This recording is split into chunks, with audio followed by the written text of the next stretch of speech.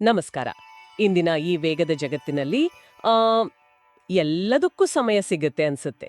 ಆದ್ರೆ ನಮ್ಮ ಆರೋಗ್ಯದ ಕಡೆಗೆ ಹ್ಮ್, ಗಮನ ಹರಿಸಕ್ಕೆ ಸಮಯನೇ ಇರಲ್ಲ ಅಲ್ವಾ? ಹ್ಮ್. ಆರೋಗ್ಯವೇ ನಮ್ಮೆಲ್ಲ ಚಟುವಟಿಕೆಗಳ ನಮ್ಮ ಕನಸುಗಳ ಅಡಿಪಾಯ ಅಂತಾರಲ್ಲ. ಇದೇ ವಿಷಯವಾಗಿ ನಮ್ಮ ಕೈಯಲ್ಲಿ ಒಂದು ಒಳ್ಳೆ ಲೇಖನ ಇದೆ. ಹಿಂದಿ ಅಖಂಡ ಜ್ಯೋತಿ ಪತ್ರಿಕೆಯಲ್ಲಿ ಬಂದಿರೋದು ಸ್ವಸ್ಥ ನಿರೋಗ ಜೀವನದ ವ್ಯಾವಹಾರಿಕ ಸೂತ್ರಗಳು ಅಂತ ಶೀರ್ಷಿಕೆ. ಇದರ ಉದ್ದೇಶ ಬರೀ ಸಲಹೆ ಕೊಡೋದಲ್ಲ, ಅಂದ್ರೆ ದಿನನಿತ್ಯದ ಜೀವನದಲ್ಲಿ ಸುಲಭವಾಗಿ ಅಳವಡಿಸಿಕೊಳ್ಳಬಹುದಾದ ಕೆಲವು ಪ್ರಾಕ್ಟಿಕಲ್ ಟಿಪ್ಸ್ ಕೊಡೋದು. ಇಂದು ನಾವು ಆ ಲೇಖನದ ಆಳಕ್ಕೆ ಹೋಗಿ ನೋಡೋಣ ಏನಿದೆ ಅಂತ. ಇದು ಅಖಂಡ ಜ್ಯೋತಿಯ ಸೆಪ್ಟೆಂಬರ್ 2024 ಸಂಚಿಕೆಯಿಂದ ಪುಟ 29 ಮತ್ತು 30ರಲ್ಲಿ ಇದೆ. ಹೌದು, ನೀವು ಹೇಳಿದ್ದು ಬಹಳ ಸರಿ. ಆ ಲೇಖನದ ಸಾರಾಂಶ ಏನು ಅಂತ ಕೇಳಿದ್ರೆ ಆ, ಅದು ಹೇಳೋದೇನು ಅಂದರೆ, ಆರೋಗ್ಯವಾಗಿರೋದು ಅಂದರೆ ಅದೇನೋ ದೊಡ್ಡ ಕಷ್ಟದ ಕೆಲಸ ಅಲ್ಲ, ಬದಲಾಗಿ ಅದೊಂದು ಸಮತೋಲಿತ ಮತ್ತು ಶಿಸ್ತುಬದ್ಧ ಜೀವನ ಶೈಲಿಯ ಸಹಜವಾದ ಫಲಿತಾಂಶ. ಲೇಖನ ಮುಖ್ಯವಾಗಿ ಹೇಳೋದಂದರೆ ನಿಯಮಿತವಾದ ಅಭ್ಯಾಸಗಳು, ಆಹಾರದಲ್ಲಿ ಸಂಯಮ, ಪ್ರಕೃತಿಗೆ ಹತ್ತಿರವಾದ ಆಯ್ಕೆಗಳು ಮತ್ತು ಸ್ವಲ್ಪ ದೈಹಿಕ ಶ್ರಮ ಇವೇ ಆರೋಗ್ಯದ ಕಂಬಗಳು ಅಂತ. ಇದನ್ನು ದೊಡ್ಡ ವಿಷಯ ಅನ್ಕೊಳ್ಳೋ ಬದಲು ದಿನನಿತ್ಯದ ಸಣ್ಣ ಸಣ್ಣ ಹೆಜ್ಜೆಗಳಾಗಿ ನೋಡಬೇಕು ಅಂತ ಲೇಖನ ಹೇಳುತ್ತೆ. ಹೌದು, ಆ ದೈನಂದಿನ ಹೆಜ್ಜೆಗಳಲ್ಲಿ ಮೊದಲನೆಯದು ಆಹಾರ ಪದ್ಧತಿಯಲ್ವಾ? ಲೇಖನದಲ್ಲಿ ಕಾಲೋಚಿತ ಅಂದ್ರೆ ಸೀಸನಲ್ ಹಣ್ಣು ತರಕಾರಿ ತಿನ್ಬೇಕು ಅಂತ ಹೇಳಿದ್ದಾರೆ. ಇದು ಸಾಮಾನ್ಯವಾಗಿ ಎಲ್ರಿಗೂ ಗೊತ್ತಿರೋ ವಿಷಯನೇ. ಆದ್ರೆ ಈ ಲೇಖನ ಇದಕ್ಕೆ ಯಾಕೆ ಅಷ್ಟು ಒತ್ತು ಕೊಡ್ತಿದೆ? ಏನಾದ್ರೂ ವಿಶೇಷ ಕಾರಣ ಇದೆಯಾ? ಬರೀ ಟೇಸ್ಟ್ ಅಥವಾ ಫ್ರೆಶ್ನೆಸ್ ಅಷ್ಟೇನಾ? ಖಂಡಿತವಾಗಿಯೂ ಬರೀ ರುಚಿ ಅಥವಾ ತಾಜಾತನಕ್ಕೆ ಸೀಮಿತ ಅಲ್ಲ ಇದು. ಲೇಖನ ಹೇಗೆ ವಿವರಿಸುತ್ತೆ ಅಂದರೆ, ಆಯಾ ಕಾಲದಲ್ಲಿ ಸಿಗೋ ಹಣ್ಣು ತರಕಾರಿಗಳು ತಾಜಾ ರುಚಿ ಅಷ್ಟೇ ಅಲ್ಲ, ಅವುಗಳಲ್ಲಿ ಆ ನಿರ್ದಿಷ್ಟ ಸೀಸನ್ನಲ್ಲಿ ನಮ್ಮ ದೇಹಕ್ಕೆ ಬೇಕಾದ ಪೋಷಕಾಂಶಗಳು ಜಾಸ್ತಿ ಇರುತ್ತೆ. ಇದು ಪ್ರಕೃತಿಯ ಒಂದು ಅದ್ಭುತ ವ್ಯವಸ್ಥೆ. ಉದಾಹರಣೆಗೆ, ಬೇಸಿಗೆಯಲ್ಲಿ ನೀರಿನಂಶ ಜಾಸ್ತಿ ಬೇಕು, ಆಗ ಸಿಗೋ ಕಲ್ಲಂಗಡಿ ಸೌತೆಕಾಯಿ ನೋಡಿ. ಚಳಿಗಾಲದಲ್ಲಿ ವಿಟಮಿನ್ ಸಿ ಜಾಸ್ತಿ ಬೇಕು, ಆಗ ಕಿತ್ತಳೆ ನೆಲ್ಲಿಕಾಯಿ ಸಿಗುತ್ತೆ. ಹಾಗಾಗಿ ಸೀಸನಲ್ ಆಹಾರ ಅಂದರೆ ಪ್ರಕೃತಿ ಜೊತೆ ನಮ್ಮ ದೇಹವನ್ನು ಹೊಂದಿಸ್ಕೊಳ್ಳೋದು ಅಂತ ಲೇಖನ ಹೇಳುತ್ತೆ. ಓ, ಇದು ಬಹಳ ಇಂಟ್ರೆಸ್ಟಿಂಗ್ ಆಗಿದೆ. ಅಂದ್ರೆ ಕಾಲಕ್ಕೆ ತಕ್ಕ ಆಹಾರ ಅನ್ನೋದು ಬರೀ ಪದ್ಧತಿ ಅಲ್ಲ, ಅದೊಂದು ಸೈಂಟಿಫಿಕ್ ಅವಶ್ಯಕತೆ ಅಂತಾಯ್ತು. ಲೇಖನ ಸಮತೋಲಿತ ಆಹಾರದ ಬಗ್ಗೆನೂ ಹೇಳುತ್ತೆ. ಪ್ರೋಟೀನ್, ವಿಟಮಿನ್ ಎಲ್ಲ ಸರಿ ಪ್ರಮಾಣದಲ್ಲಿರಬೇಕು ಅಂತ. ಇದು ದೇಹಕ್ಕೆ ಮಾತ್ರ ಅಲ್ಲ, ಮನಸ್ಸಿಗೂ ಒಳ್ಳೇದು ಅಂತ ನೀವು ಹೇಳಿದ್ರಿ. ಆಹಾರಕ್ಕೂ ಮನಸ್ಸಿಗೂ ಇರೋ ಸಂಬಂಧವನ್ನ ಲೇಖನ ಹೇಗೆ ವಿವರಿಸುತ್ತೆ? ಹೌದು, ಆ ಸಂಪರ್ಕವನ್ನ ಲೇಖನ ಸ್ಪಷ್ಟವಾಗಿ ಸೂಚಿಸುತ್ತೆ. ಅಂದ್ರೆ ಸಮತೋಲಿತ ಸಾತ್ವಿಕ ಆಹಾರ ದೇಹವನ್ನ ಪೋಷಣೆ ಮಾಡುತ್ತೆ, ಅದರ ಜೊತೆಗೆ ಮನಸ್ಸನ್ನ ಶಾಂತವಾಗಿಡೋಕ್ಕೂ ಸಹಾಯ ಮಾಡುತ್ತೆ ಅಂತ. ಇದಕ್ಕೆ ಉಲ್ಟಾ ತಪ್ಪು ಆಹಾರ ಪದ್ಧತಿ ಅಂದ್ರೆ ಅತಿಯಾಗಿ ತಿನ್ನೋದು ಅಥವಾ ಜಂಕ್ ಫುಡ್, ಇವು ಬರೀ ದೇಹಕ್ಕೆ ಕೆಟ್ಟದಲ್ಲ, ಮನಸ್ಸಿನ ಮೇಲೂ ಪರಿಣಾಮ ಬೀರುತ್ತೆ. ಮಾನಸಿಕ ಚಂಚಲತೆ, ಕಿರಿಕಿರಿ, ಸೋಮಾರಿತನಕ್ಕೆಲ್ಲ ಕಾರಣ ಆಗ್ಬೋದು ಅಂತ ಪರೋಕ್ಷವಾಗಿ ಹೇಳಿದ್ದಾರೆ. ಅಂದ್ರೆ ಅನ್ನಮಯ ಕೋಶದ ಪ್ರಭಾವ ಮನೋಮಯ ಕೋಶದ ಮೇಲೂ ಇರುತ್ತೆ ಅನ್ನೋ ಒಂದು ಸುಳಿವು ಕೊಡುತ್ತೆ. ಹಾಗಾದ್ರೆ ನಾವು ತಿನ್ನೋ ಆಹಾರ ನಮ್ಮ ಯೋಚನೆಗಳ ಮೇಲೂ ಪರಿಣಾಮ ಬೀರ್ಬೋದು. ಸರಿ, ಈಗ ದೈಹಿಕ ಚಟುವಟಿಕೆ ಕಡೆಗೆ ಬರೋಣ. ಈಗಿನ ಕೆಲ್ಸಗಳೆಲ್ಲ ಗಂಟೆಗಟ್ಲೆ ಕುಳಿತು ಮಾಡೋದು ಜಾಸ್ತಿ ಅಲ್ವಾ? ಇದು ಆರೋಗ್ಯಕ್ಕೆ ಸರಿ ಇಲ್ಲ ಅಂತ ಎಲ್ರಿಗೂ ಗೊತ್ತು. ಈ ಸೆಡೆಂಟ್ರಿ ಲೈಫ್ ಸ್ಟೈಲ್ ಬಗ್ಗೆ ಲೇಖನ ಏನ್ ಹೇಳುತ್ತೆ? ವ್ಯಾಯಾಮ ಮಾಡಬೇಕು ಸರಿ, ಆದ್ರೆ ಎಲ್ರಿಗೂ ಜಿಮ್ಗೆ ಹೋಗಕ್ಕಾಗಲ್ಲ, ಸಮಯ ಇರಲ್ಲ. ಅಂಥವರಿಗೇನಾದ್ರೂ ಪ್ರಾಕ್ಟಿಕಲ್ ಸಲಹೆ ಇದೆಯಾ? ಖಂಡಿತ ಇದೆ. ಲೇಖನ ಈ ಹೆಚ್ಚು ಹೊತ್ತು ಕೂರೋ ಜೀವನ ಶೈಲಿಯನ್ನ ಸ್ಪಷ್ಟವಾಗಿ ಅದು ಸರಿಯಿಲ್ಲ ಅಂತ ಹೇಳುತ್ತೆ. ಆದರೆ ಪರಿಹಾರವಾಗಿ ಎಲ್ಲರೂ ಜಿಮ್ಗೆ ಹೋಗಿ ಬೆವರು ಸುರಿಸ್ಬೇಕು ಅಂತೇನು ಹೇಳಲ್ಲ. ಬದಲಿಗೆ ನಿಯಮಿತತೆ ಮೇಲೆ ಜಾಸ್ತಿ ಒತ್ತು ಕೊಡುತ್ತೆ. ಅಂದರೆ ಪ್ರತಿದಿನ ಸ್ವಲ್ಪ ವಾಕ್ ಮಾಡೋದು, ಮನೇಲೆ ಸಿಂಪಲ್ ಯೋಗಾಸನ ಮಾಡೋದು, ಪ್ರಾಣಾಯಾಮ ಮಾಡೋದು, ಅಥವಾ ಅವರವರ ಸಾಮರ್ಥ್ಯಕ್ಕೆ ತಕ್ಕಂತೆ ಈಜು, ಸೈಕ್ಲಿಂಗ್, ಡ್ಯಾನ್ಸ್ ಯಾವುದಾದ್ರೂ ಸರಿ. ಮುಖ್ಯವಾಗಿ ದಿನಾ ಒಂದು 10 ನಿಮಿಷ ಮಾಡಿದ್ರೂ ಪರವಾಗಿಲ್ಲ, ಆದರೆ ಅದನ್ನು ಪ್ರತಿದಿನ ಮಾಡಬೇಕು. ನಿರಂತರತೆ ಮುಖ್ಯ, ತೀವ್ರತೆ ಅಲ್ಲ ಅಂತ ಲೇಖನ ಹೇಳುತ್ತೆ. ಓಹ್, ನಿರಂತರತೆನಾ, ತೀವ್ರತೆ ಅಲ್ಲ. ನೀ ಪ್ರಾಣಾಯಾಮದ ಬಗ್ಗೆ ಹೇಳಿದ್ರಿ.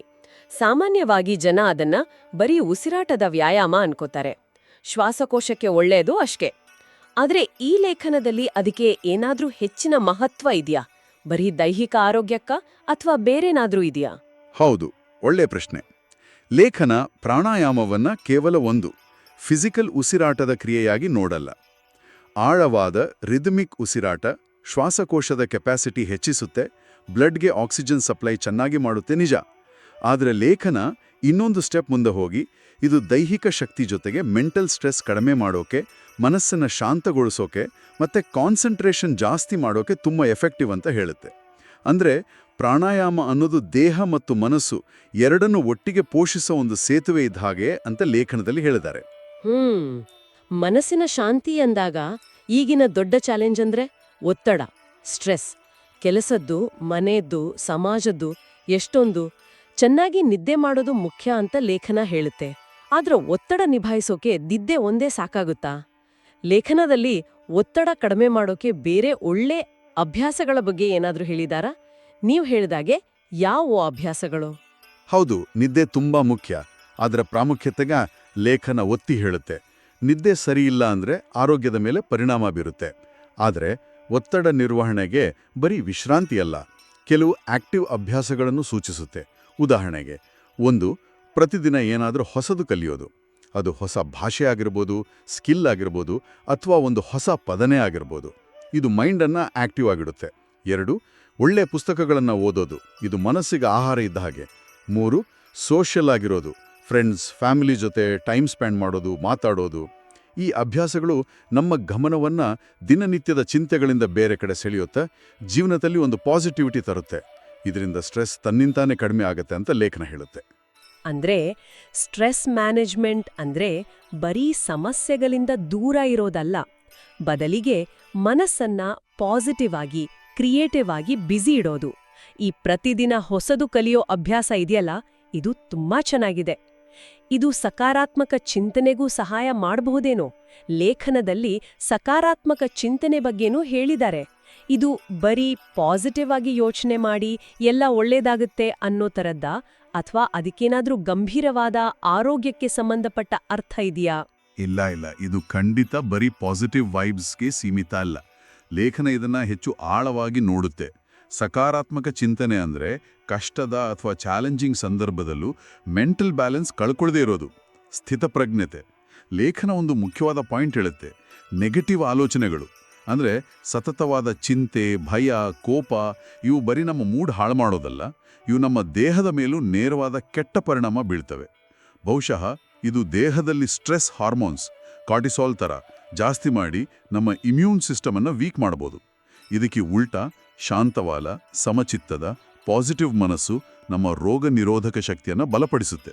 ಅಂದ್ರೆ ನಮ್ಮ ಯೋಚನೆಗಳೇ ನಮ್ಮ ಆರೋಗ್ಯದ ಸೈನಿಕರನ್ನ ವೀಕ್ ಅಥವಾ ಸ್ಟ್ರಾಂಗ್ ಮಾಡಬಹುದು ಅನ್ನೋದು ಲೇಖನದ ಒಂದು ಒಳನೋಟ.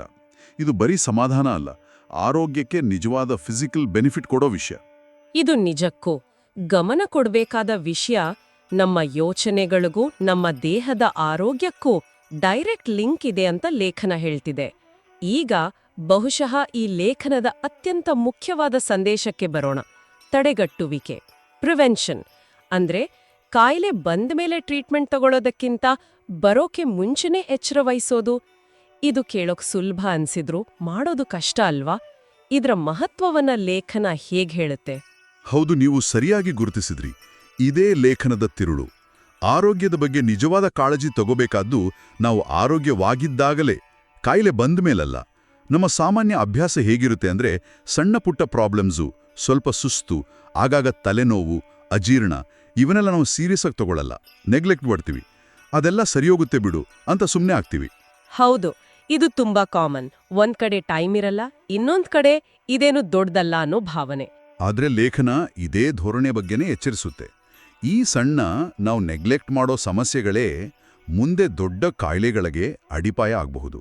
ಉದಾಹರಣೆಗೆ ಡಯಾಬಿಟೀಸ್, BP ಇವೆಲ್ಲ ಒಂದೇ ದಿನಕ್ಕೆ ಬರೋಲ್ಲ, ನಿಧಾನವಾಗಿ ಶುರುವಾಗುತ್ತೆ. ಒಮ್ಮೆ ಇವು ಬಂದ್ಬಿಟ್ರೆ ಟ್ರೀಟ್ಮೆಂಟ್ ಲೈಫ್ ಲಾಂಗ್, ಖರ್ಚು ಜಾಸ್ತಿ, ಜೀವನದ ಕ್ವಾಲಿಟಿ ಮೇಲೂ ಪರಿಣಾಮ ಬೀರುತ್ತೆ.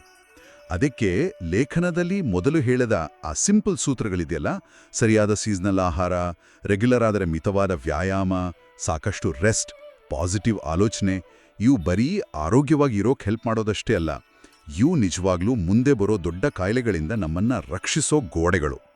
ಇವು ಡಾಕ್ಟರ್ ಹತ್ರ, ಹಾಸ್ಪಿಟಲ್ ಹತ್ರ ಹೋಗೋದನ್ನ ಆದಷ್ಟು ತಪ್ಪಿಸೋಕೆ ಸಹಾಯ ಮಾಡುವ ಪ್ರಾಕ್ಟಿಕಲ್ ದಾರಿಗಳು. ಅಂದ್ರೆ ಒಟ್ಟಾರೆಯಾಗಿ ಹೇಳೋದಾದ್ರೆ ಈ ಲೇಖನ ಆರೋಗ್ಯವನ್ನ ನಮ್ಮ ಜೀವನದ ಸೆಂಟರ್ ಪಾಯಿಂಟ್ ಆಗಿ ನೋಡುತ್ತೆ. ನಮ್ಮ ಕೆಲಸ, ನಮ್ಮ ಸಂಬಂಧಗಳು, ಯಾಕೆ ಜೀವನದ ದೊಡ್ಡ ಗುರಿಗಳು ಅಂತಾರಲ್ಲ, ಧರ್ಮ, ಅರ್ಥ, ಕಾಮ, ಮೋಕ್ಷ, ಇವೆಲ್ಲವನ್ನು ಸಾಧಿಸೋಕೆ ಒಂದು ಆರೋಗ್ಯವಾದ ದೇಹ ಮನಸ್ಸು ಬೇಕೇ ಬೇಕು. ಆರೋಗ್ಯ ಇಲ್ಲ ಅಂದ್ರೆ ಮಿಕ್ಕಿದೆಲ್ಲ ವ್ಯರ್ಥ ಆಗಬಹುದು.